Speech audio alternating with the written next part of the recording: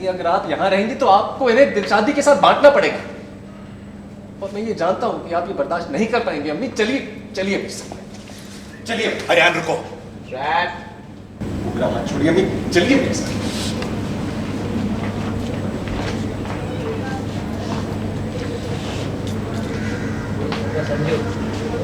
शिरीन कहीं नहीं जाएगी।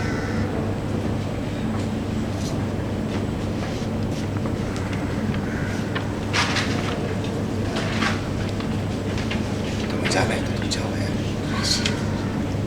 शिरीन नहीं जाएगी।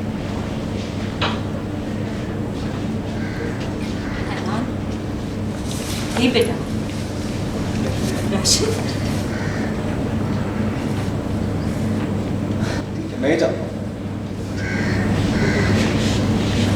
इसलिए आपके साथ अप्पू एक छत के नीचे रहना मेरे लिए मुमकिन नहीं है। बहुत बड़ा टर्निंग पॉइंट है कहानी का, जहाँ पे शिरीन इसलिए घर छोड़ के जा रही है क्योंकि राशिद ने उससे ये बोल दिया है कि वो अब दिलशाद को भी अपने साथ रखना चाहता है, जो उसकी फ़र्स्ट वाइफ है। तो एक बहुत बड़ा टर्निंग पॉइंट है, बहुत बड़ा एक ऐसा कदम है जो राशिद ने उठाया है, जिसका असर रेपरकशंस दोनों फैमिलीज़ के ऊपर बहुत बुरी तरह से पड़ा है। असद के ऊपर भी पड़ा है, अयान के ऊपर भी पड़ा है। अयान बहुत नाराज़ है इस चीज़ को लेके, और ऑफ कोर्स शिरीन बिल्कुल टूट गई है इस चीज़ को लेके कि वो कोई एक औरत बर्दाश्त नहीं कर सकती कि उसका हस्बैंड किसी दूसरी औरत को ले आए। खैर यहाँ तो उसकी वाइफ ही है, लेकिन फिर भी दूसरी औरत ही है उसके लिए।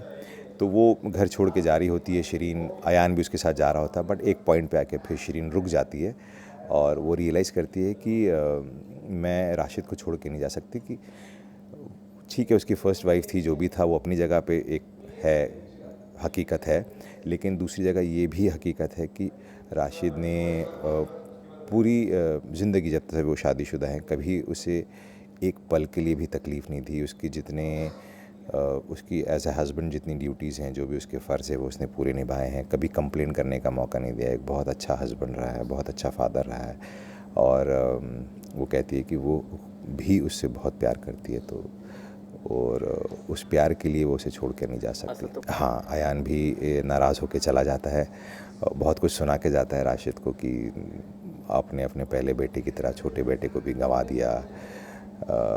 लेकिन फैमिली है, कभी टूटती नहीं, वापस फिर हो गए एक सब, कब ये नहीं पता।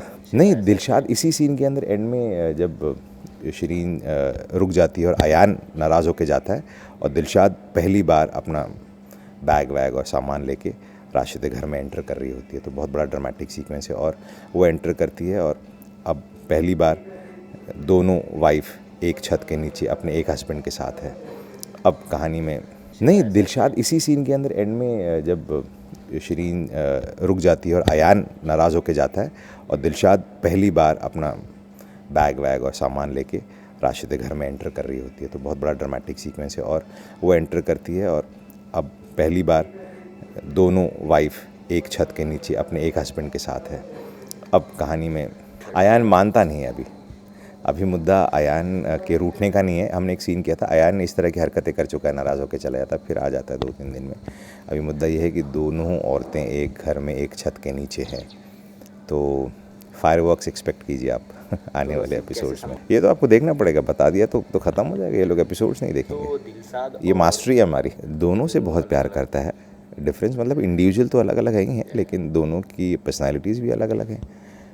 लेकिन जहाँ तक राशिद के पॉइंट ऑफ व्यू की बात है, वो दोनों से बेइंतहा मोहब्बत करता है। ये शायद एक्सप्लेन करना बहुत मुश्किल होगा, लेकिन बहुत से लोग ऐसे होते हैं जो शायद जिनकी 2 वाइफ्स हैं और वो दोनों से ही उतनी मोहब्बत करते हैं। राशिद उनमें से भी एक है। अम्मी ने रोकने की बहुत कोशिश की, लेकिन अयान इतना नाराज़ है कि वो रुका नहीं। और दूसरे घर में भी यही हाल है, जब दिलशाद छोड़कर आई असद ने बहुत रोकने की कोशिश की, लेकिन वो रुकी नहीं।